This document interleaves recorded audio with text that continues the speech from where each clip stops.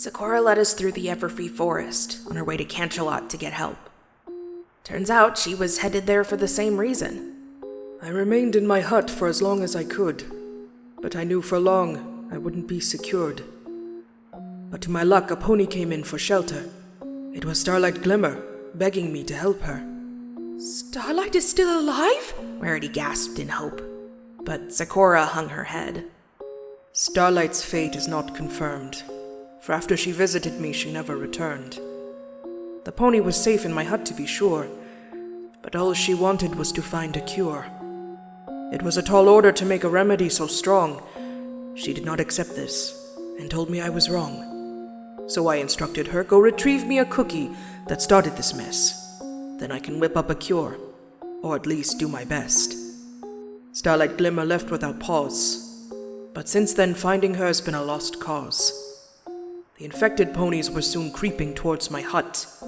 There was no way I could just stay put. I left for Cantalot to find help and wait. I was afraid Ponyville had suffered its fate. As I roamed, I discovered something profound, like how smiling ponies do not like loud sound. And as another pony hunted me by smell, covering myself in mud made it harder, I could tell. Pinky and I looked at each other before immediately dunking ourselves into a mud bath, followed by Scoot and AJ doing the same. Despite the situation, I couldn't help but smile as we all got muddy.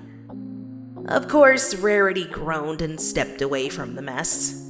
A flick of mud was splattered on Rarity's face, followed by a chuckle from Zecora. I know you don't like dirt, Miss Rarity, but covering yourself with mud is a necessity. With much hesitation and arguing, Rarity eventually allowed herself to get muddy.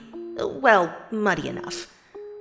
Zecora seemed to be finished with her story, despite us having so many questions, most of which were about Starlight and a possible cure. But Zecora didn't have any of the answers. The journey would be about a 3-day walk, Zecora told us. We wanted to tread carefully in case any infected ponies reached out this far, as Twilight somehow beat us here and she was still a problem. Twilight. I don't think I could bear another friend of mine turning into one of those. Applejack! Rarity screamed. AJ was slumped to the ground, obviously unwell. Rarity and I were under her in an instant, helping her back to her hooves. She felt warm, unusually warm. I'm fine, y'all. I think I just caught a little something. Oh no!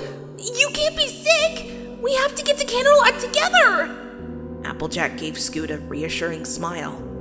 Don't worry one bit, Sugar Cube. It's just a little head cold. I'll be fine. As the element of honesty, she never was very good at lying. Our trot through the forest slowed to a walk due to Applejack's worsening condition. AJ was stumbling so much, Pinky had to press herself against AJ's side to keep her stable. Eventually it grew dark and we had to get some sleep. Zecora threw a blanket over AJ so she could rest as we set up camp, feeding her some sort of medicine she made herself. Gathering firewood while the sun went down was a lot scarier with the threat of a mutant pony lurking in the shadows. I could swear I saw eyes peering at me through every bush and tree.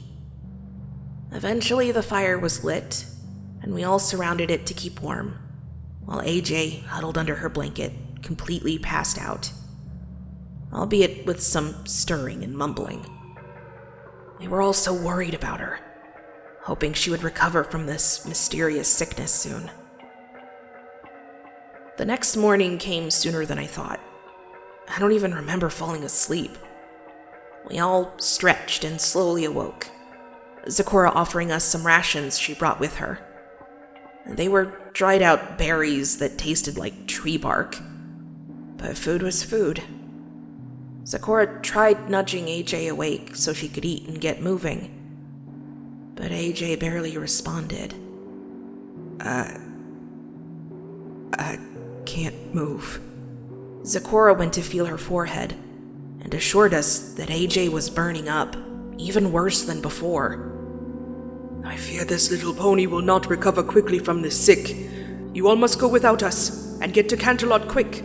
Sometimes it was hard to understand Zecora, but she was suggesting that she stayed with Applejack, while the rest of us went to Canterlot without them.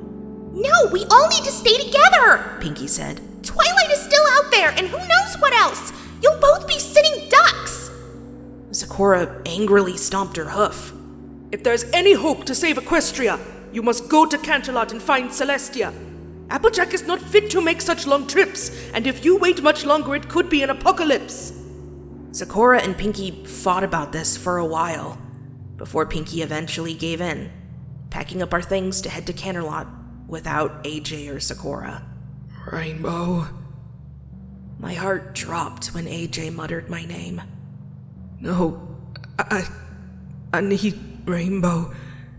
Rainbow, please stay. Tears were streaming down AJ's cheeks as she reached for me, and it was obvious that she needed me more than any pony. Zecora and I exchanged a look before she nodded and reached into her sack. Applejack needs you more than me. Take some supplies so you'll be safe in the Everfree. Zecora lended me one of her yak whistles, a small sack of berries, and some medicine for AJ. The rest of us exchanged hugs and good lucks before we separated. Rainbow. AJ sounded so much worse than before. I knelt down to her and hushed her, but she started crying again. Rainbow, I did something terrible. Applejack threw the blanket off her body. I felt myself go pale. No. Applejack, please, you're gonna be fine. You'll be just fine. You didn't know this would happen. But I did. I did know. Twilight bit me back at the train and my legs started to hurt and change colors. I wrapped the bite up in a bandage so y'all wouldn't see. I'm so sorry. I lied. Mixed emotions filled my stomach. I was furious at Applejack for keeping such a big secret, but I was also devastated at what this all meant. Applejack, you can't keep something like this from me. Sorry, I'm sorry, I know. We can cut off your leg, right? Then the spreading will stop? I'm sure Pinky left a saw laying around here somewhere. Rainbow, no. I know what you have to do. You have to kill me. What? Please, Rainbow, it's too late for me. I can feel the virus reaching my heart, and eventually it'll reach my brain. Then I'll become one of them, and I'll kill you all. Please, please, please, Rainbow. I need to die in order to save you. I didn't know what to say, except no. Rainbow, don't you understand? If you don't kill me now, I don't know what I'm gonna become, and I can't keep you all safe. It's okay. I want you to do it. If you do it, then I'll be able to see my family again. I'll be able to see my sister again. And my little apple bloom. Applejack gave me a reassuring smile, but I didn't believe it. I couldn't do it. I couldn't kill Applejack. I couldn't kill her without her knowing. Without me telling her. I love you, I mumbled into her neck, as we both cried. I could feel her tense for a moment, and then relax, brushing a gentle hoof through my mane. Sugar Cube, please do this for me. For us. I couldn't.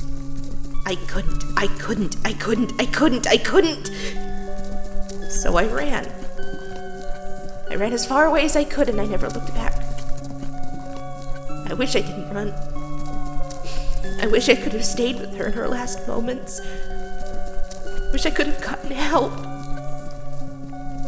Why didn't I do anything? But and all I could do was run. And now she's gone.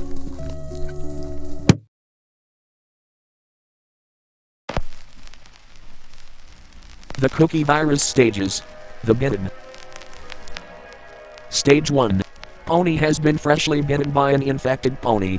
Not much has changed by this stage besides the appearance of a bite. The pony is still at full sanity with no other physical changes. At this stage, the pony is not hostile and relatively healthy. The bite at this stage is luckily reversible, as long as the rainbow color spreading from the bite has not expanded by more than 3 colors. The only known way to reverse the bite is by amputating the limb that was bitten. Otherwise, no other cure is known. Stage 2. As the rainbow coloring slowly creeps up and spreads across the body, the pony feels flu-like symptoms. The pony's normal coat begins to pale and strands of their mane shed, the bite location swelling up.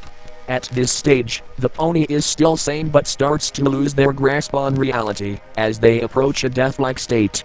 The only way to ensure the pony doesn't move on to stage 3 is by eliminating the pony entirely before the infection reaches their heart or brain. The location of the bite determines how fast the pony moves on to stage 3. Stage 3.